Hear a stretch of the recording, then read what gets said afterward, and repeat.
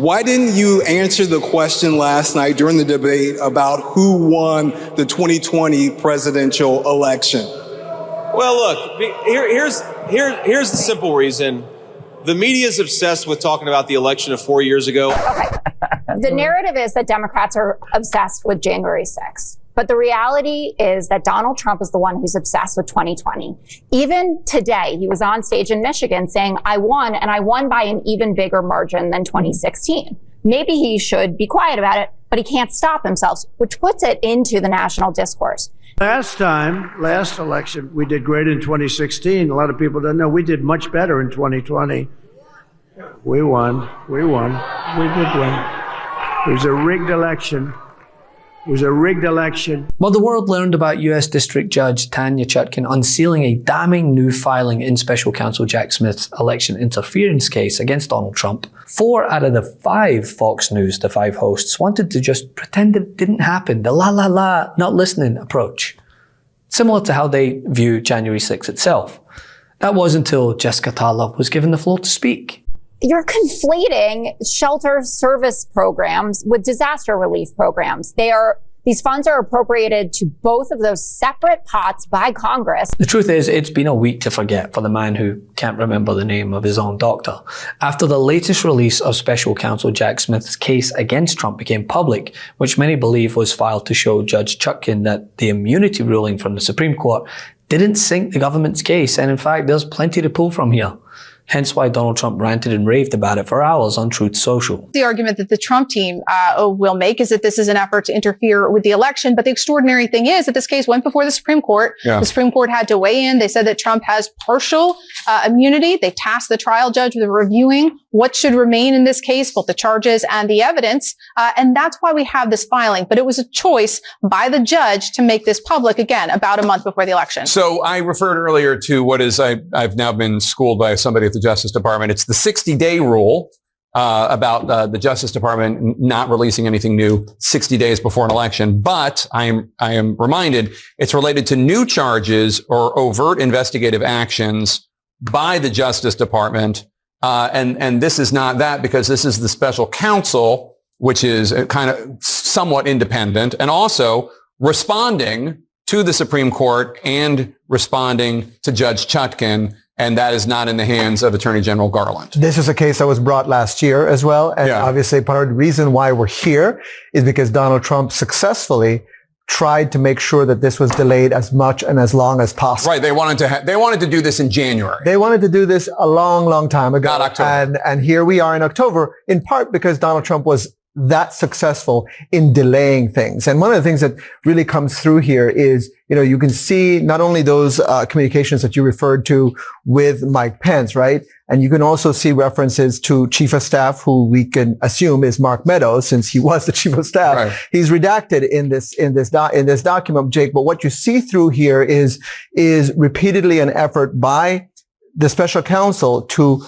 reinforce the idea that this was private conduct, that even if you're going to rely, and it appears they're going to try to rely on some of this evidence from Mike Pence, again, somebody, the vice president, his chief of staff, which the Supreme Court said, you got to really stay away from anything that is part of Donald Trump's official function. But what they're doing here is trying to reframe all of this conduct as not official conduct. But what was glaring about the report, right, was the level of specificity, arguing that Trump was not carrying out these acts as president, but was instead taking actions as somebody who wants to try and win another term. And all this was pretty much laid bare in the document, full of lines that are very quotable, like the executive branch has no authority or function to choose the next president. And as the filing contends, the extent to which Trump was trying to effect the choice was as a candidate and not as the president at the time. On a busy news day, and we're trying to get to the bottom of it. Prosecutors right now are offering a redacted version of Special Counsel Jack Smith's filing. That had to be made public today. It was in this newly unsealed court paper. We're learning that former President Trump resorted to crimes in a bid to cling to power after the 2020 election. We don't know much more than that. A lot of this stuff was going to be coming out anyway. We're going to be getting the latest on that and a legal to look at what is being revealed here. And whether it's giving us any information, anything we don't know. The timing of this, of course, a little more than about 5 weeks before the general election. We're on top of that, give you the latest on this In the meantime, then there's this. And while Trump VP pick J.D. Vance likes to pretend it's the media who are obsessed with the 2020 election, meanwhile, Trump brought it up at his most recent rally. You know, last election, we did great in 2016. A lot of people don't know. We did much better in 2020. We won. We did win. It was a rigged election. You have to tell Kamala Harris, that's why I'm doing it again. If I thought I lost, I wouldn't be doing this again. You know where I'd be right now? On the beaches of Monte Carlo, maybe, or someplace. Liberal voice of sanity Jessica Tarlov had to remind her co-hosts on Fox News of what the report actually entailed and why it is problematic for their fearless leader.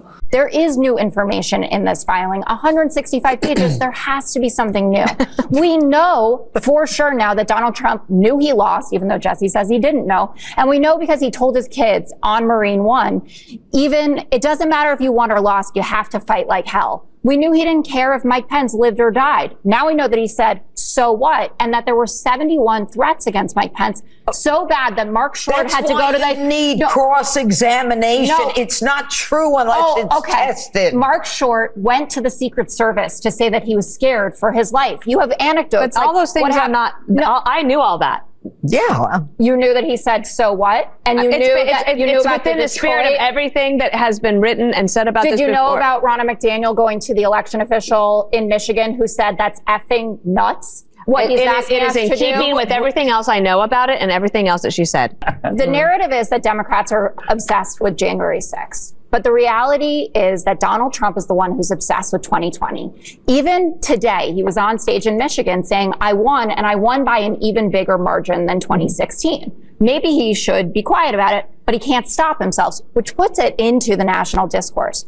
And yes, they all cry election interference like they didn't try to overthrow the government to interfere with a peaceful transfer of power.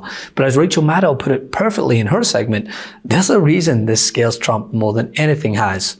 One of the things that was most enraging about both the oral argument and the ruling by Chief Justice Roberts in the immunity case was they kept saying, whatever the facts are here. Yes. Like, we don't need to engage with what actually happened here. This is just high-minded constitutional thinking that we're doing here. We don't need to get into the specifics of what actually happened. Well, yeah, you do, because your ridiculous immunity ruling makes us have to parse every individual action to decide whether it's capital O official or lowercase o official or not official at all in this bizarre system that you made up. But that means we need to go through the facts of every single one of these things. And here's the factual record. And him saying, so what, when he was confronted with the physical peril that he had put his vice president in. Here's him saying the details don't matter when he's told by his own legal counsel that what he is proposing is illegal and will not stand up in court. I mean, the factual record here is for the public, but it's also to, I think, ultimately embarrass those justices if they want to keep this charade going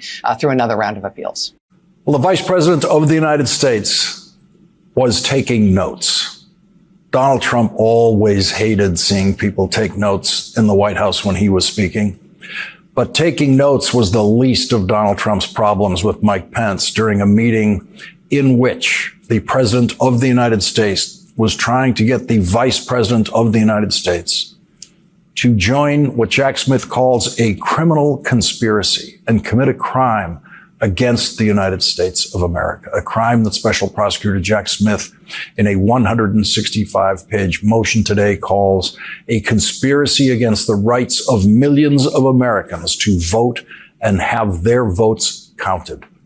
It was January 4th, 2021. The discussion was one of several described in Jack Smith's filing today, in which Donald Trump tried to get Mike Pence to throw out the Electoral College results of the votes cast by every voter in America. This is about every vote cast in that election.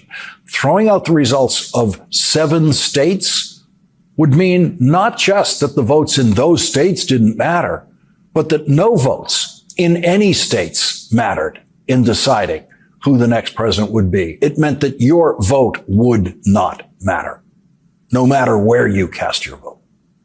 It was a meeting about whether Mike Pence had the constitutional authority to just throw out Electoral College votes on January 6th when they are officially accepted by Congress. It was a legal discussion, but no one from the White House counsel's office was present.